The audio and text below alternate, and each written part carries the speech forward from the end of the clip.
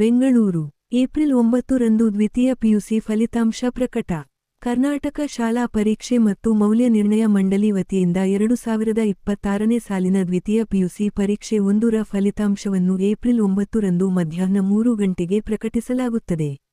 ವಿದ್ಯಾರ್ಥಿಗಳು ಫಲಿತಾಂಶವನ್ನು ಅಧಿಕೃತ ವೆಬ್ಸೈಟ್ carresults.nic.in ಹಾಗೂ ಕರ್ನಾಟಕ ಒನ್ ಮೊಬೈಲ್ ಆಪ್ ಮೂಲಕ ಪರಿಶೀಲಿಸಬಹುದಾಗಿದೆ.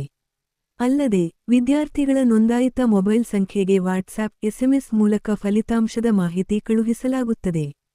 ಈ ವರ್ಷ ವಿಶೇಷವಾಗಿ, ವಿದ್ಯಾರ್ಥಿಗಳ ಅಂಕಪಟ್ಟಿಯನ್ನು ಡಿಜಿಲಾಕರ್ ಮೂಲಕವೂ ಇದೇ ದಿನ ಮಧ್ಯಾಹ್ನ 3 ಗಂಟೆಗೆ ಲಭ್ಯಗೊಳಿಸಲಾಗುತ್ತದೆ.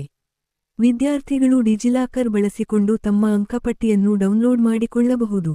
ಫಲಿತಾಂಶ ಪಟ್ಟಿಯನ್ನು ಸಂಬಂಧಿತ ಕಾಲೇಜುಗಳಿಗೂ ಇದೇ ಸಮಯದಲ್ಲಿ ಲಭ್ಯವಾಗಲಿದ್ದು, ವಿದ್ಯಾರ್ಥಿಗಳಿಗೆ ತಕ್ಷಣದ ಮಾಹಿತಿ ಸಿಗುವಂತೆ ಮಂಡಳಿ ಕ್ರಮ ಕೈಗೊಂಡಿದೆ.